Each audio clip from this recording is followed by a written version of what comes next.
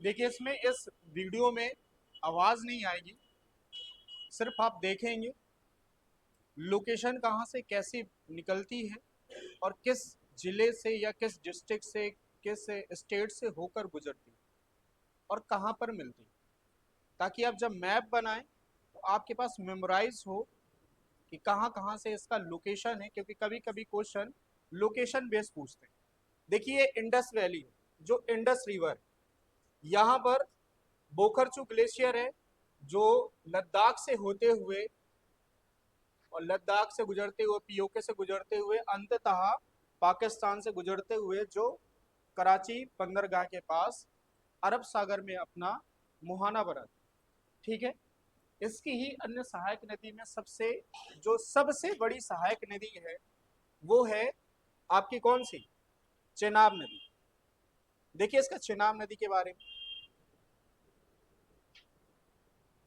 और जो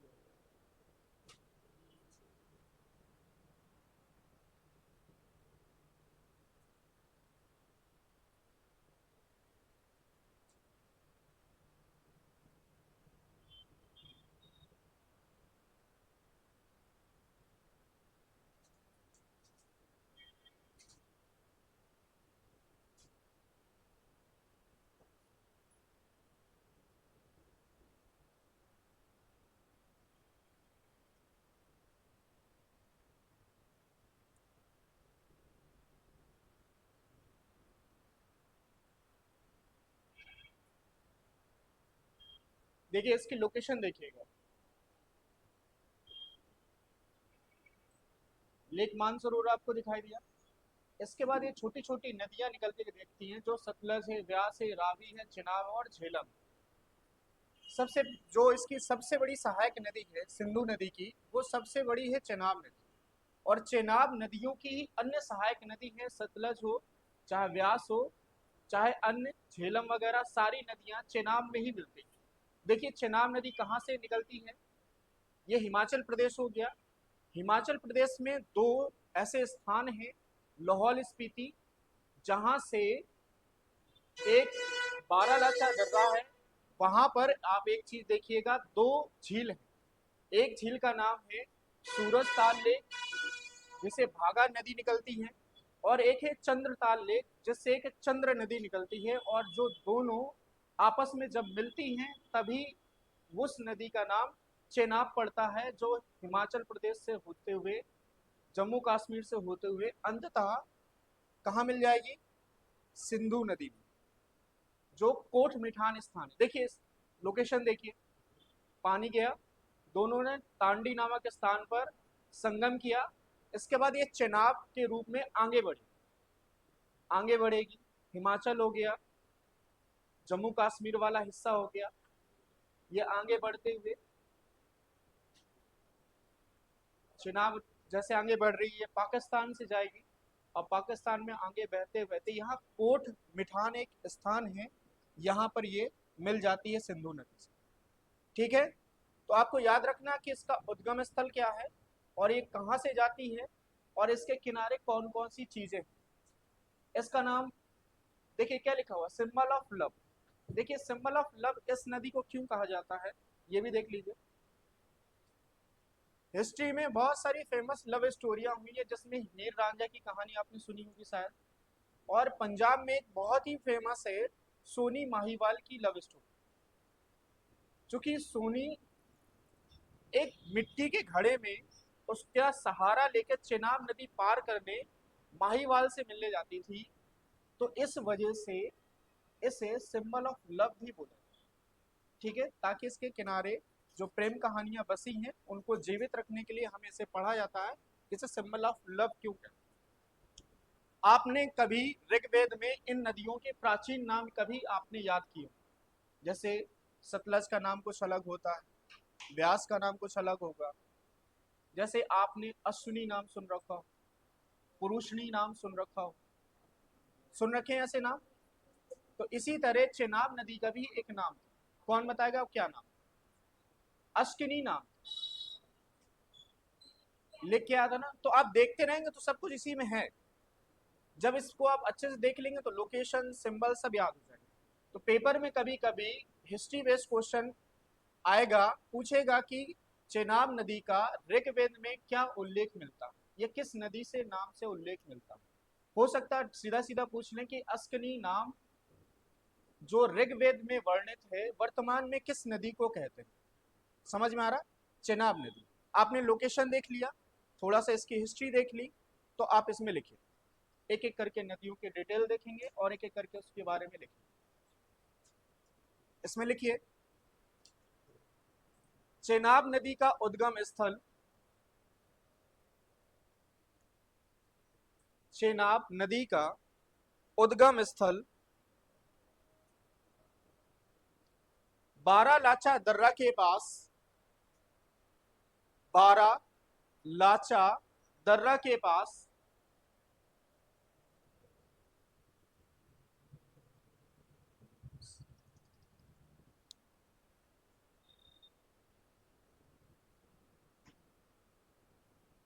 चंद्र और भागा, चंद्र और भागा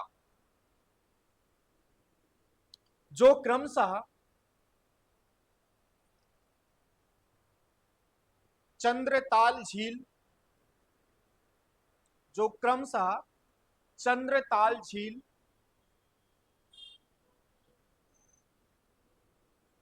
और सूरजताल झील, सूरजताल झील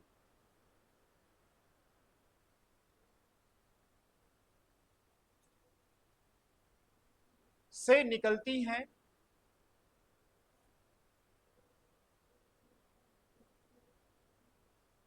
और तांडी नामक स्थान पर, तांडी नामक स्थान पर दोनों मिलकर आगे चेनाब नदी के रूप में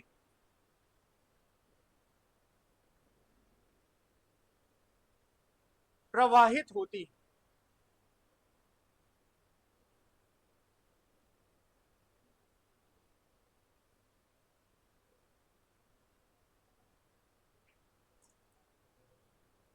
जो जम्मू कश्मीर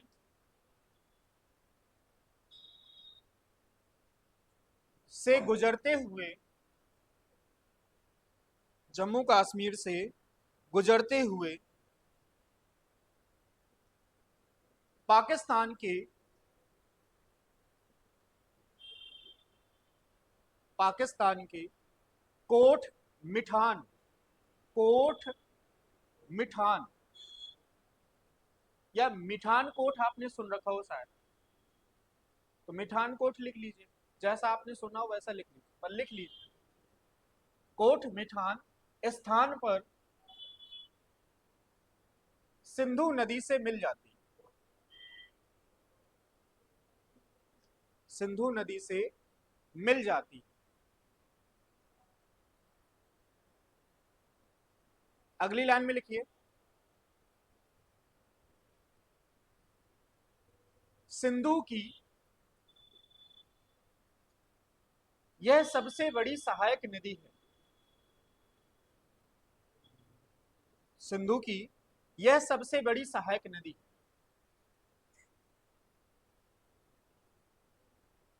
तथा इस नदी को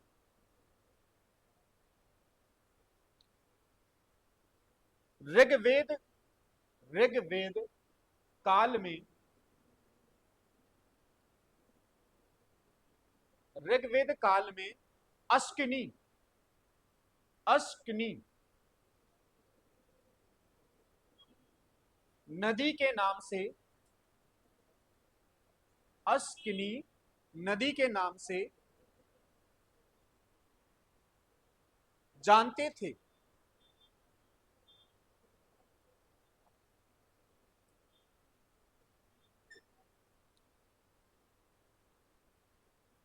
इस नदी को सिंबल ऑफ लव भी कहते हैं,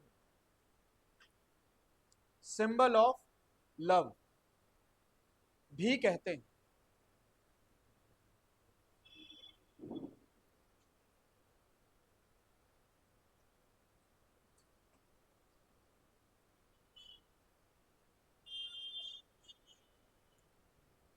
ठीक है, ये चेनाब नदी है।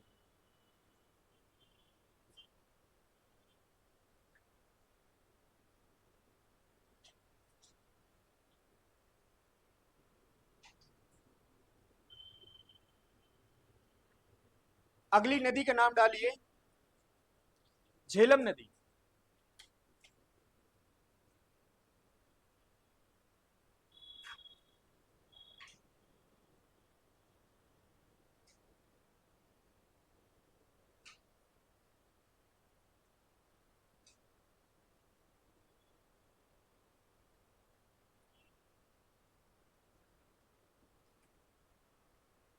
देखिएगा इसमें,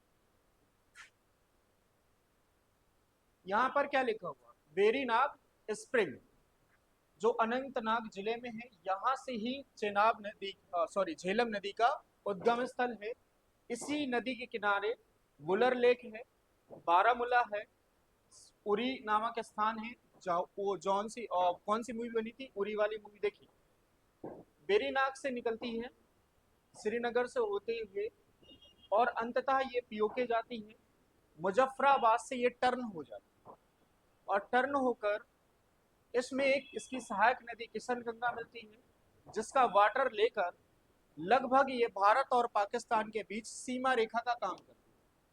पेपर में पूछी जाती है कि सिंधु की ऐसी कौन सी सहायक नदी है जो भारत और पाकिस्तान के बीच सीमा रेखा का कार्य करती है।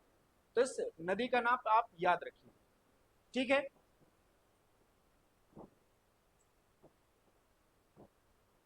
चलिए इसमें लिखिए, लिखिए झेलम नदी का उद्गम स्थल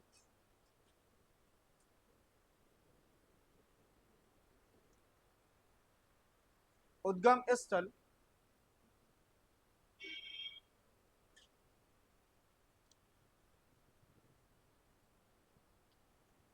पीर पंजाल श्रेणी में, पीर पंजाल,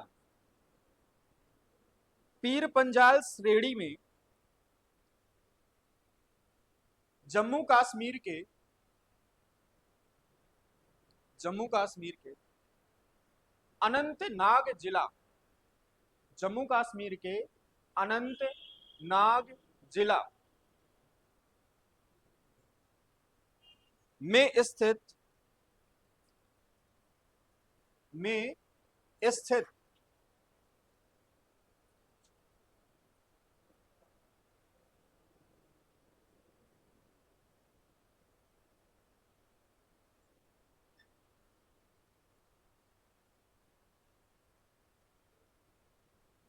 वेरी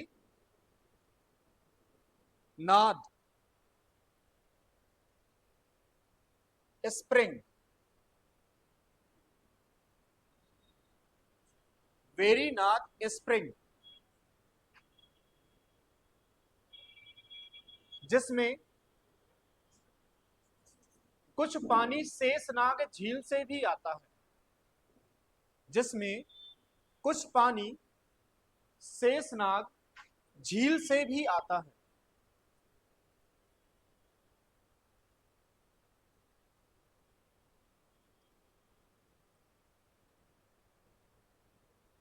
जो आगे बढ़ते हुए, आगे बढ़ते हुए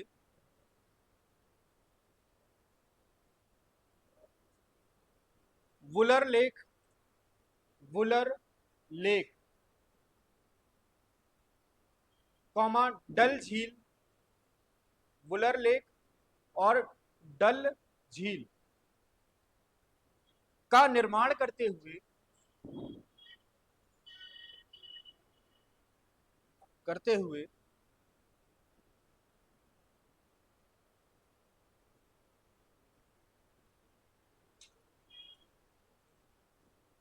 करते हुए पाकिस्तान और भारत के बीच, पाकिस्तान और भारत के बीच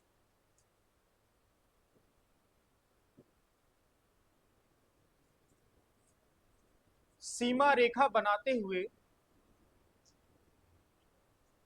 सीमा रेखा बनाते हुए अंततः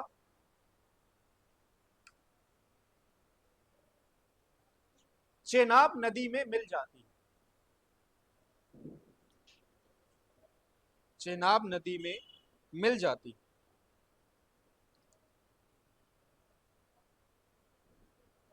अगली लाइन में लिखिए,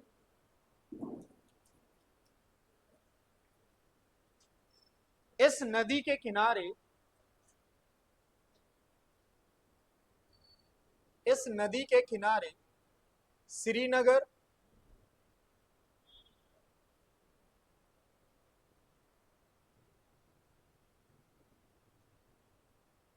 शहर बसा हुआ है।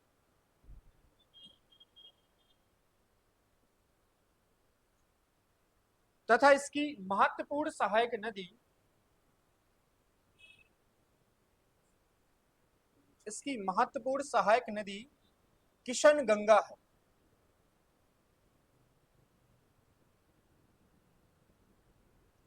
किशन गंगा है।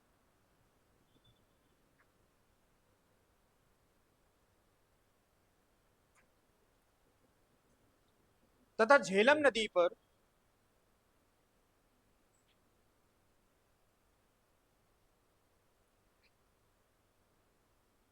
आजाद पट्टन बांध,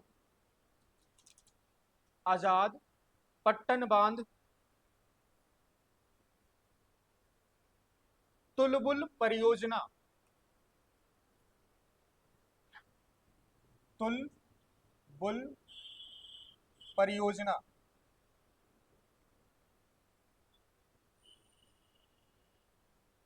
आदि निर्मित,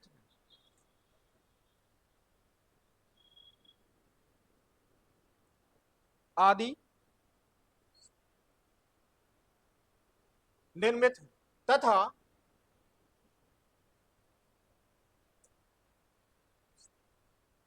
ऋग्वेद में इसे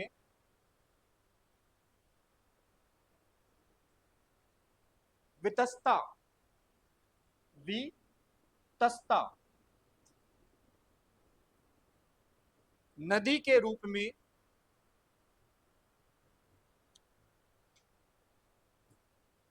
जाना जाता था।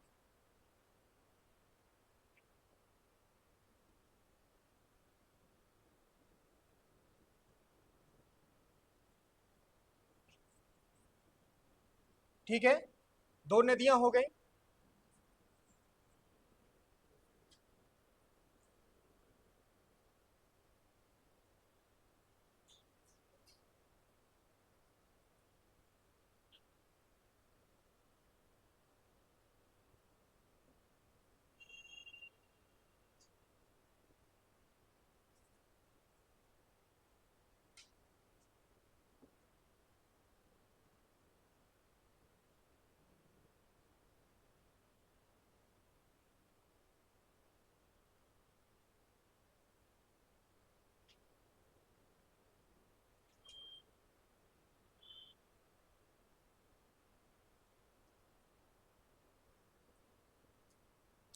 अगली नदी का नाम डालिए।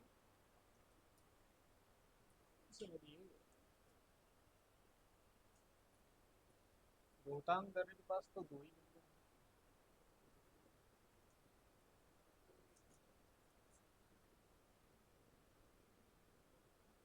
हैं। रंजीत सागर,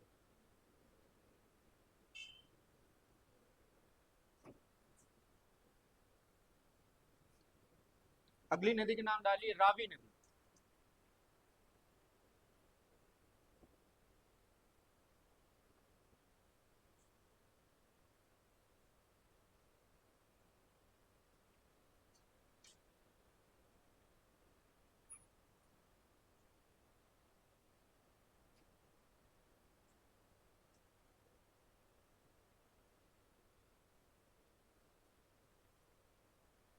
देखिए इसको तो, रावी नदी के बारे में देखिए। रोहतांग दर्रा मैं आपको पढ़ा चुका हूं। रोहतांग दर्रे के पास ही एक हनुमान टिब्बा नामक स्थान है, यहां से ही रावी नदी का उद्गम है, जो पीर पंजाल और धौलाधर श्रेणी के बीच बहते हुए अंततः रावी नदी है, तो अंततः किसमें मिलेगी? चेनाब नदी में, क्योंकि व्यास नदी ही ओनली सतलज नदी से मिलती है। यहां पर क्या लिखा हुआ? रंजीत सागर डैम। इसका मतलब है जो रावी नदी है उस पर रंजीत सागर डैम, जो इंपॉर्टेंट डैम है, वो बना हुआ, जो अंततः पंजाब से होते हुए, पंजाब में दो डिस्ट्रिक्ट हैं, अमृतसर और गुरदासपुर, और लाहौर डिस्ट्रिक्ट का मतलब है कि लाहौर, जो पाकिस्तान का लाहौर शहर है, इसी नदी के किनारे बसा हुआ, जो अंततः यह नदी चेनाब नदी में झांग डिस्ट्रिक्ट के पास मिल जाती है। और इस नदी का नाम क्या था वैदिक काल में? पुरुषनी नदी। इसे संस्कृत में इरावदी नदी भी कहते थे। ठीक है, इसमें लिखिए,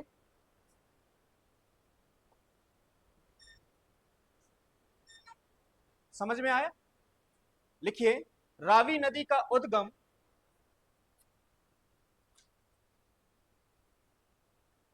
हिमाचल प्रदेश में, हिमाचल है कि उत्तर, हाँ हिमाचल प्रदेश में रोहतांग दर्रे के पास, रोहतांग दर्रे के पास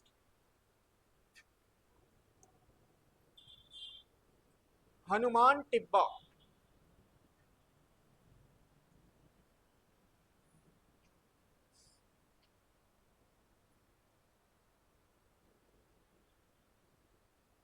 हनुमान टिब्बा नामक स्थान से निकलते हुए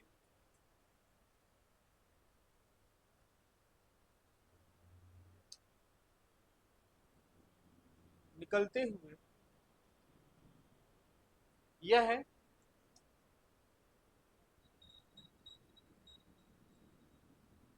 जम्मू कश्मीर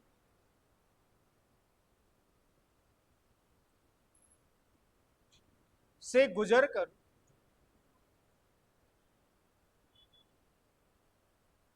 अंततः चेनाब नदी में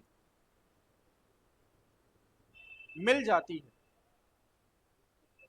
अंततः चेनाब नदी में मिल जाती है।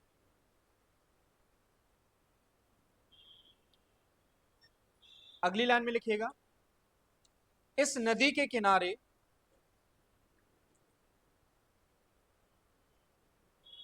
लाहौर, कौमा,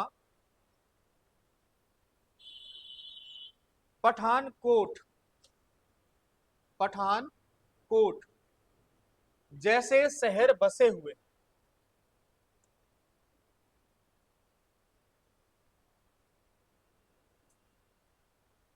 तथा इस नदी को वैदिक काल में पुरुषणी,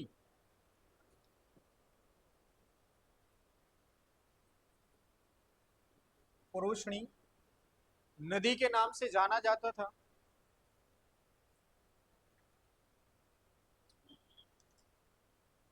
तथा ऋग्वेद में इसका उल्लेख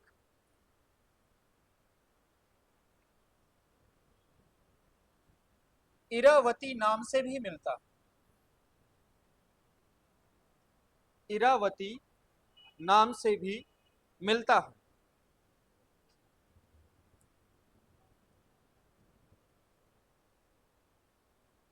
इरावती नाम से। और रणजीत सागर डैम, रणजीत सागर डैम इसी नदी पर बना हुआ।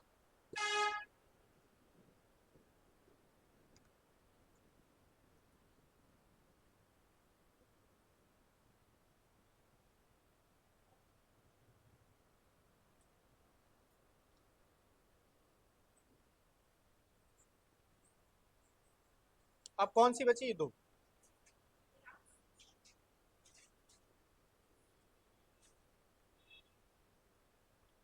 अगली हेडिंग डालिए व्यास नदी।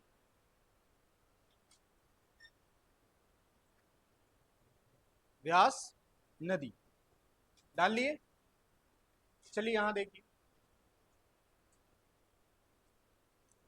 क्या लिखा हुआ है, ये व्यास कुंड। देखिए जो हरा हरा क्षेत्र है वो हिमाचल प्रदेश का एरिया है।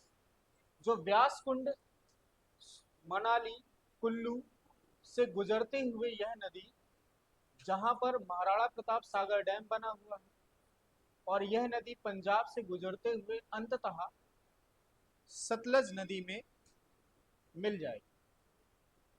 कपूरथला डिस्ट्रिक्ट, जहां पर रेल के इंजन जो बनते हैं। आप हरिके बैराज का नाम सुने? हरिके डैम नाम सुने ना, बहुत फेमस डैम।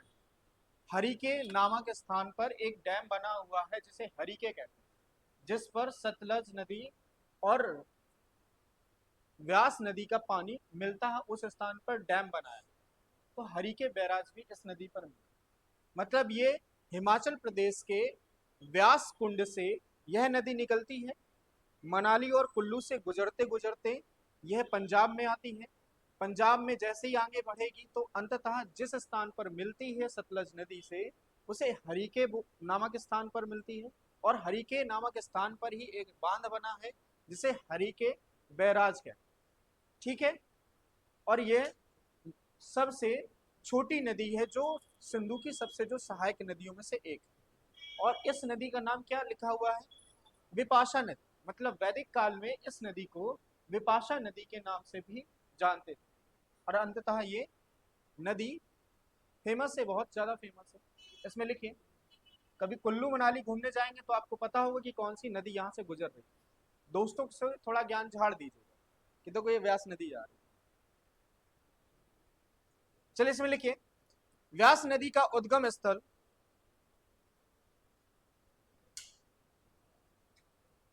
व्यास नदी का उद्गम स्थल रोहतांग दर्रे के पास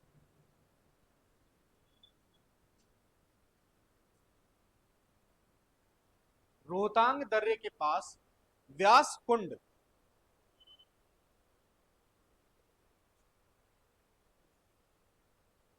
व्यास कुंड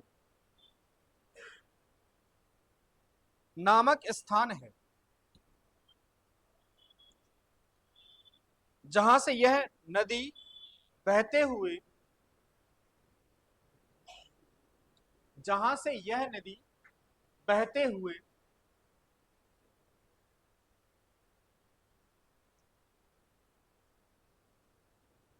पंजाब राज्य में पंजाब राज्य में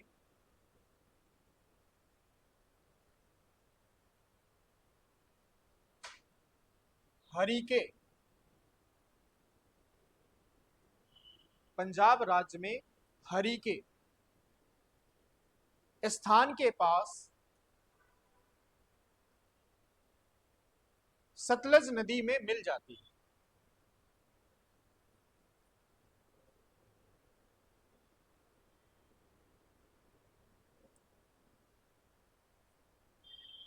और इस नदी के किनारे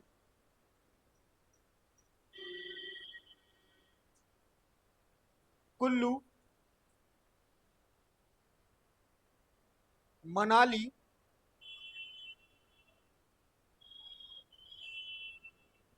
जैसे शहर बसे हुए जैसे शहर बसे हुए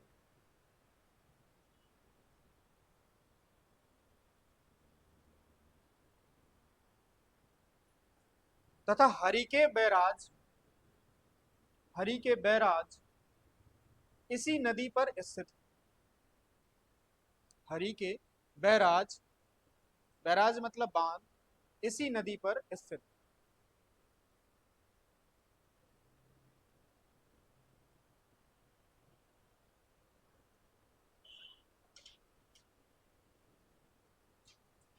अगली नदी का नाम डालिए सतलज नदी।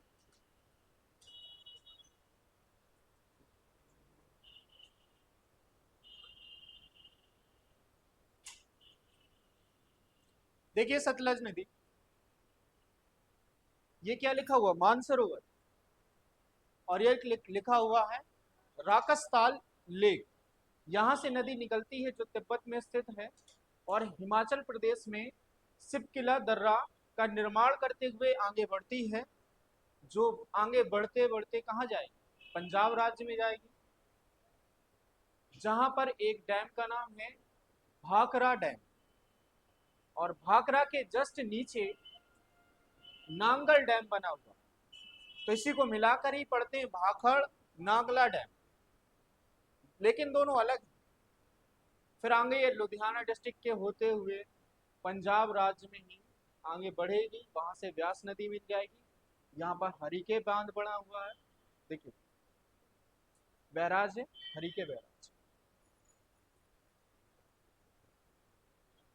आगे बढ़ते हुए हरिके बैराज से ही कौन सी नहर निकली हुई है, इंदिरा नहर, जो राजस्थान के लिए जीवन दायिनी का काम करती है। और यदि राजस्थान या पंजाब में इतनी ज्यादा उत्पादन क्षमता या उत्पादकता है, उसके पीछे ये इंदिरा कैनाल सबसे ज्यादा इम्पोर्टेंट। तो कभी कभी पेपर में आता है कि इंदिरा नहर किस नदी से निकली है, तो सतलज नदी से ही इसका उद्गम स्थल है, जो आगे बहते हुए पाकिस्तान में जाती है और अंततः चेनाब के साथ अपना मुहाना बनाती है, और चेनाब आगे पंचनद के नाम से सिंधु नदी में मिल जाती है। ठीक है, समझ में आया कि ना आया? यदि ना आया हो तो कोई बात नहीं, क्योंकि मुझे तो समझ में आ गया, मैंने अपने आप को पढ़ा लिया, मैं आपको नहीं पढ़ाता, मुझे समझ में आ गया, रिवीजन हो गया। चलिए लिखिए इसमें,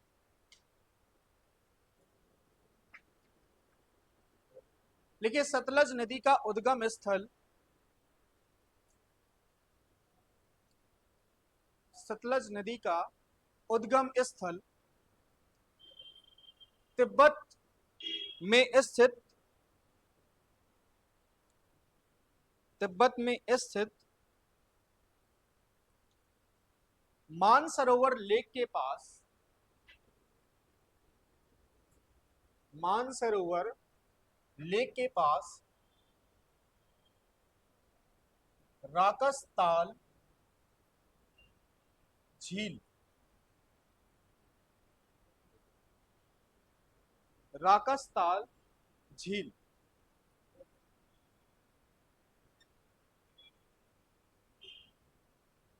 से निकलती है,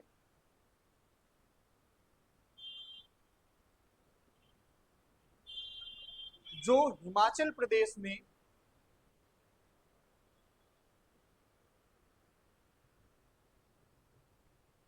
हिमाचल प्रदेश में सिपकिला दर्रा,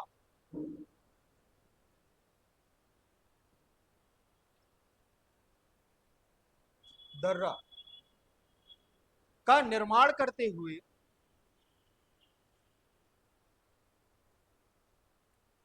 आगे बढ़ती है,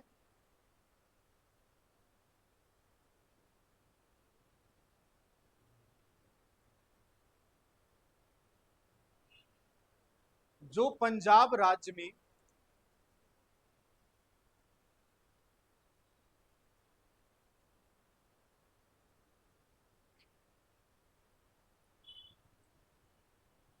गुजरते हुए अंततः चेनाब नदी से मिल जाती, अंततः चेनाब नदी से मिल जाती।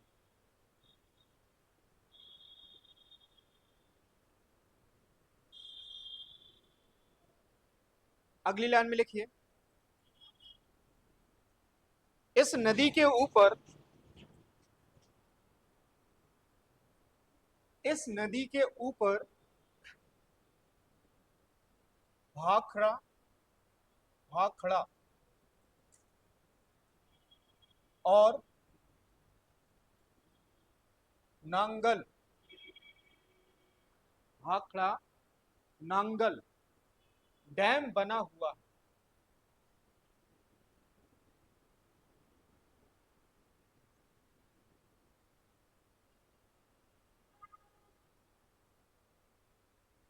तथा इसी नदी से इंदिरा गांधी नहर का निर्माण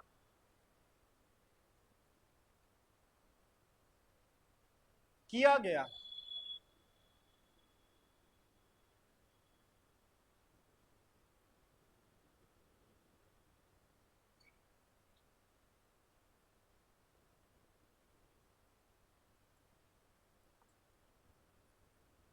तथा वैदिक काल में इसे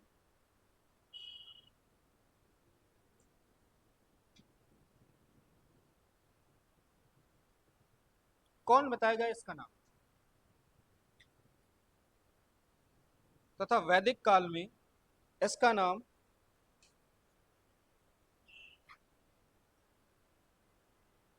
शतुद्री। वैदिक काल में इसका नाम कहीं देखिए इंग्लिश का प्रोनाउंसिएशन शतुद्री के नाम से मिलेगा, पर हिंदी में आएंगे तो शतुद्री हो जाएगा। क्षुद्री टाइप की है ना, शतुद्री नाम से जाना जाता था।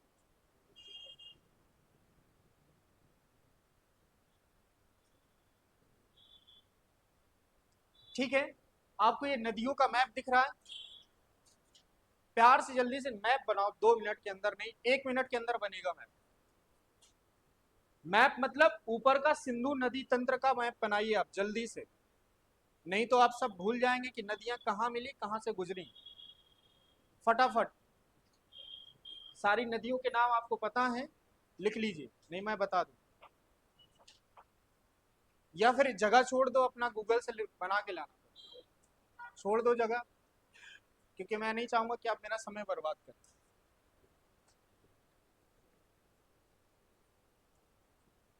मतलब ये नहीं हो कि मैं अगले दिन देखूंगा, ये ना हो कि छोड़ दिया तो छोड़ दिया,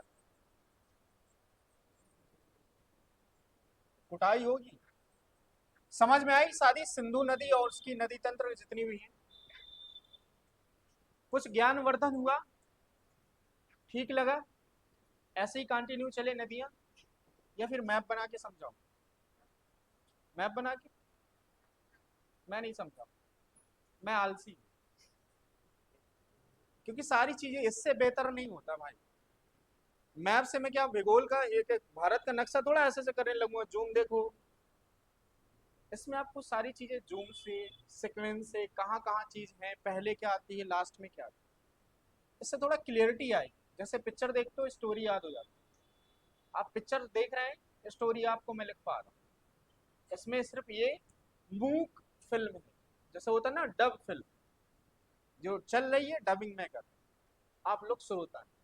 ठीक है, चलिए अगली नदी तंत्र का नाम डालिए गंगा। गंगा और यमुना नदी तंत्र, जगह छोड़ दीजिएगा,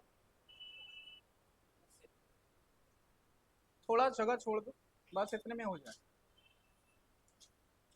ये आपके लिए काम आएगा, मेरे लिए नहीं। बाकी जिसकी इच्छा हो बनाओ, ना बनाओ ना, मेरा कुछ नहीं जाता, इसमें आपका घाटा। गाना सुने, बस गाना गाते रहिए।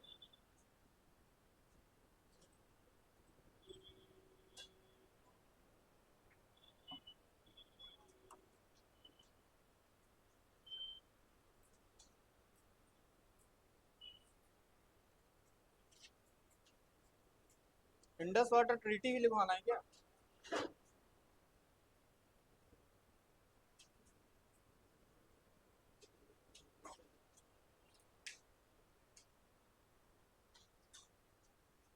चलिए इसमें पहली हेडिंग डालिए गंगा नदी।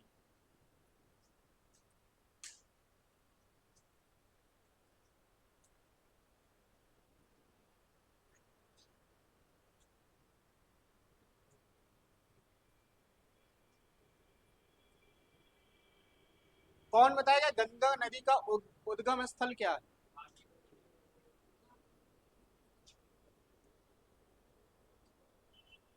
देखिए क्या लिखा हुआ है, लेंथ 2525, यानी 2225 किलोमीटर इसकी लंबाई है। ये पहाड़ियां दिख रही हैं आपको, ऐसे ऐसे माउंटेन रेंज दिख रहा है, यहाँ से निकलते हुए यूपी है, उत्तराखंड है, यूपी है, आगे थोड़ा सा झारखंड का इलाका भी लगता है, आगे बढ़ता हुआ बिहार, पश्चिम बंगाल और बांग्लादेश में अंततः अपना ये मुहाना ब्रह्मपुत्र के साथ मिलकर बनाती है। समझ में आया? देखिए, थोड़ा देखेंगे फिर इसे समझेंगे।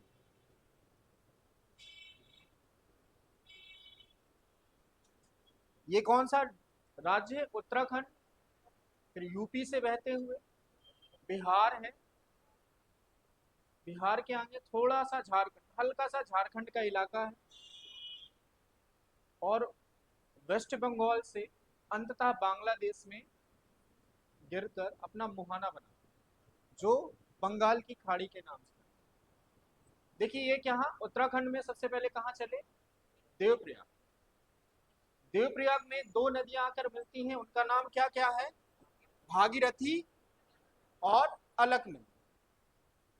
तो गंगा नहीं है, गंगा देहरादून के मैदानों में कहलाती है गंगा, उससे पहले कहलाती है भागीरथी और अलकनंदा। जब दोनों अपना प्रयाग बनाती है, प्रयाग का मतलब होता है संगम स्थल, जैसे हम प्रयागराज का नाम सुनते हैं, इलाहाबाद का नाम प्रयागराज, क्योंकि वो पुरानी और पौराणिक कथाओं में उसका प्रयाग, क्योंकि ऐसा माना जाता है कि ब्रह्मा ने आके वहां पर यज्ञ किया था, वहां से फिर वो बहुत सारी कहानियां सुना। भगीरथी और अलकनंदा दो ऐसी नदियां हैं जो देवप्रयाग के नाम से मिलती हैं, जो उत्तराखंड के देहरादून के आसपास गंगा नाम से, गंगा नदी के नाम से उत्तर प्रदेश राज्य में प्रवेश करते हुए अंततः बंगाल की खाड़ी में अपना पानी डिपॉजिट करते हैं। एक क्वेश्चन बहुत फेमस है कि जो अलकनंदा में 5 प्रयाग बनते हैं, वो ज्यादा क्वेश्चन पूछे जाते हैं कि नंद प्रयाग किन दो नदियों का संगम, रुद्र प्रयाग किन दो नदियों के संगम से बनता है। इसी तरह जो और कौन से, कर्ण प्रयाग है, समझ रहे हैं ना, जो 5 प्रयाग के नाम है, जिसमें एक देव प्रयाग भी शामिल है। तो देख लेते हैं इसमें क्या क्या डिटेलिंग है। डिटेलिंग के चक्कर में पढ़ेंगे तो लुट जाऊंगा, देख लेते। पढ़ रहा है तो अच्छा ही पढ़ो, नहीं तो ना पढ़ो। देखिए क्या लिखा हुआ, गोमुख, जहां पर गंगोत्री ग्लेशियर है, यहीं से ही भागीरथी नदी का उद्गम स्थल है, जो लगभग 300 किलोमीटर, 30 किलोमीटर का गंगोत्री ग्लेशियर। और गंगोत्री ग्लेशियर के एक गोमुख स्थान से ये नदी निकलती है। उत्तराखंड, टिहरी डैम, आपने टिहरी डैम का नाम सुन रखा है? जब आप ऋषिकेश जाएंगे तो वहां पर टिहरी डैम के बारे में आप घूमना चाहें तो घूम सकते हैं। और टिहरी डैम के जस्ट आगे ही देहरादून मिलेगा, जहां पर ये नदियां मिलती हैं। देखिए अलकनंदा टनटनाते हुए आएंगे। अब ये है 5 पंच नदी। अब इसको देखिए, ये क्या लिखा हुआ, सतोपत ग्लेशियर, मतलब अलकनंदा का उद्गम स्थल है सतोपत ग्लेशियर। इस ग्लेशियर के किनारे बद्रीनाथ बसा हुआ है, वहां पर विष्णु प्रयाग बनेगा, वहां पर नंद प्रयाग बनेगा, फिर यहाँ पर कर्ण प्रयाग बनेगा, फिर वहां पर कौन सा बनेगा, रुद्र प्रयाग, और अंततः देव प्रयाग। टनटनाते हुए सारे प्रयाग आपको बन जाए।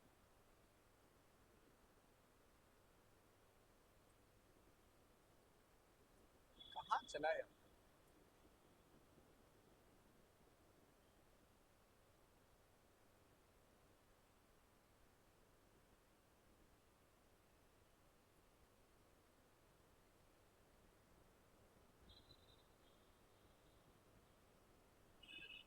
एक बार और देख लो, फिर मैं पॉज करूँ।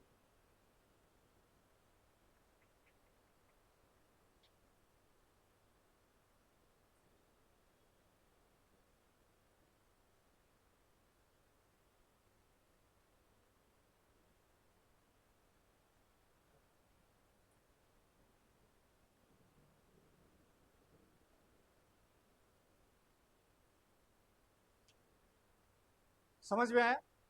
अलकनंदा में ही अन्य नदियां मिलकर अपना प्रयाग का नाम स्थान ग्रहण करती हैं। जैसे उसमें सबसे पहले कौन सा आएगा, जब ये सतोपथ ग्लेशियर से आगे बढ़ती है तो आपने कभी बद्रीनाथ, यदि जीवन में आपको घूमने का मौका मिलेगा तो आप अलकनंदा नदी के किनारे उससे बहते हुए गुजरेंगे। जब कभी घूमने जाइए तो थोड़ा ज्ञान झाड़िए, यहाँ से बद्री नदी, कौन सी नदी है आपकी, वो कौन सी है? अलकनंदा होगी ऊपर वाली, कौन सी है? भागीरथी और अलकनंदा। अलकनंदा में देखिए, कभी हो सकता है अभी या कभी फ्यूचर में, मेरा मानना है कभी यूपीसीएस में आएगा कि उत्तर से दक्षिण की तरफ प्रयागों को क्रमशः सजाइए, और 5 प्रयाग के नाम दिए या 4 के नाम दिए। यदि आपको पता ना होगा कि ऊपर सबसे कौन है, बीच में कौन है, सबसे नीचे कौन है, तो आप फिर वहीं ऐसे ऐसे मुंडे घुमाएंगे। समझ में आ रहा है?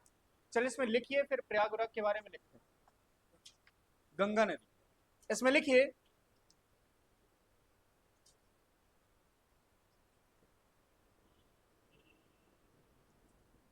गंगा नदी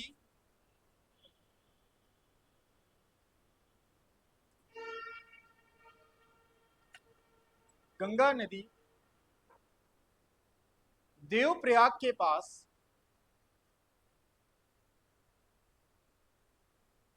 जब इसमें जब इसमें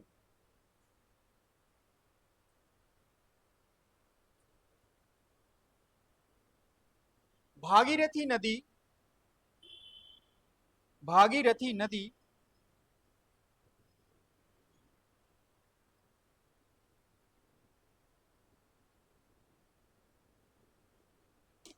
जिसका उद्गम स्थल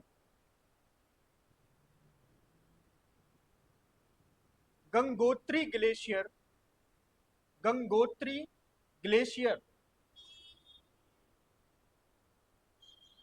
के पास गंगोत्री ग्लेशियर के पास गोमुख स्थान से निकलती है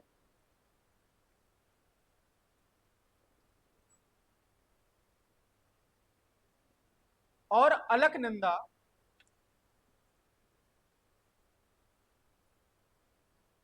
जो सतोपथ ग्लेशियर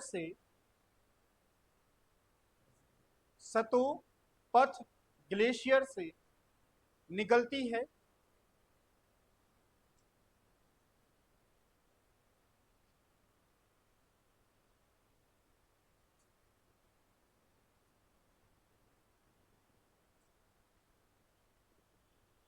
वह मिलकर उत्तराखंड के मैदानों में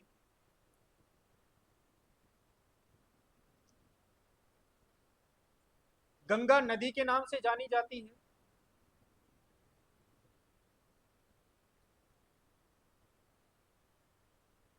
जो यूपी, बिहार, झारखंड,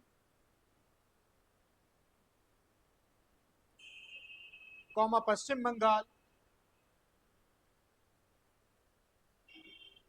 से गुजरते हुए बांग्लादेश में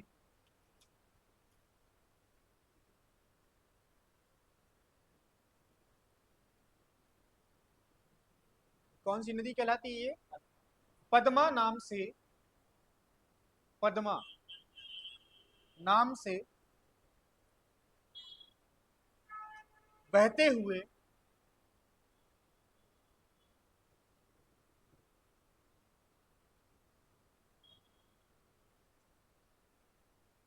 ब्रह्मपुत्र, जिसे बांग्लादेश में कौन सी नदी कहते थे?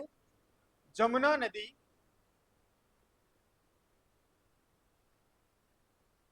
के नाम से जाना जाता है,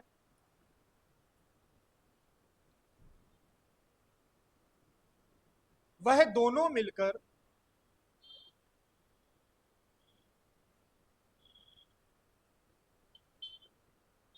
मेघना नदी के नाम से, दोनों मिलकर मेघना नदी के नाम से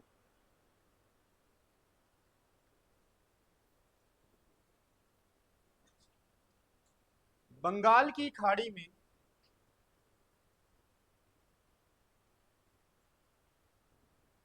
डेल्टा का निर्माण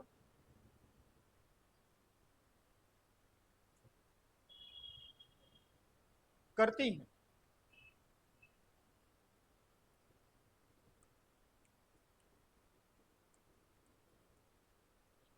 का निर्माण करती हैं।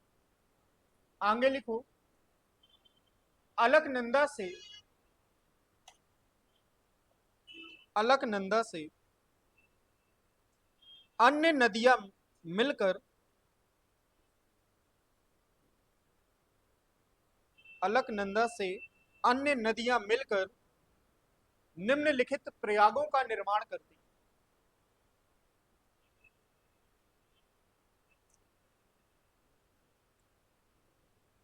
पहला लिखो, पहली नंबरिंग डाल लो। पहला लिखो विष्णु प्रयाग, विष्णु प्रयाग। और जब इसमें अलकनंदा में कौन सी नदी मिलती है? जब इसमें धौली गंगा मिलती, धौली गंगा प्लस अलकनंदा मिलती है तो विष्णु प्रयाग का निर्माण करती। सीधा सीधा ऐसे लिखो, Vishnuprayag equal to Dhauliganga plus Alaknanda. अगला लिखो कर्ण प्रयाग,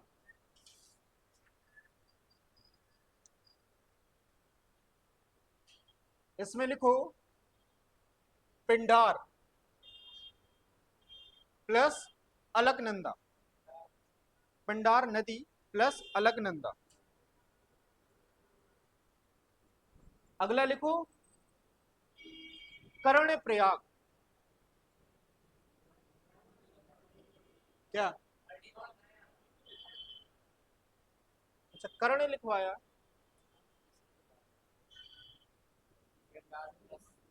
अच्छा, कर्ण लिखवाया, ठीक है, थोड़ा सा ये हो गया। नंद प्रयाग डाल लो, सीक्वेंस यहाँ वहां हो गया, कोई बात नहीं। नंद प्रयाग,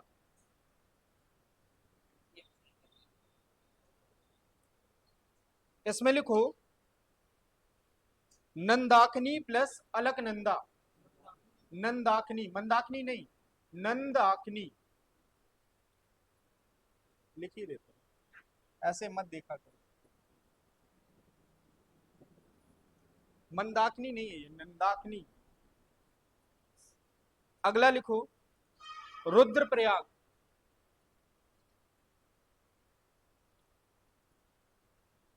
इसमें लिखो मंदाकिनी प्लस अलकनंदा, इसमें है मंदाकिनी।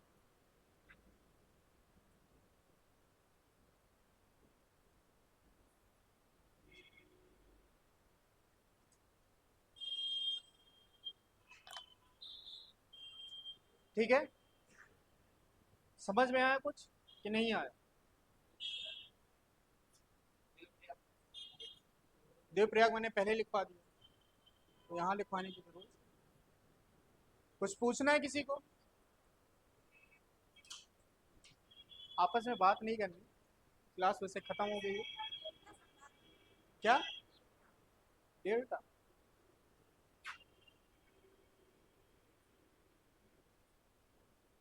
कभी नदी उदी घूमने गई है?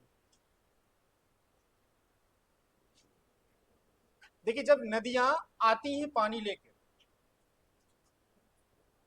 तो जब पानी होगा तो धीरे धीरे उन पर जब गाद की मात्रा जमने लगती है, मतलब अवसाद की मात्रा जब इकट्ठा होने लगती है, तो उसमें क्या होता है कि उसकी स्पीड कम होने लगती है। और जब स्पीड कम होने लगेगी तो कोशिश वो करेगी कि अपना अवसाद गिराते हुए वो आगे बढ़े।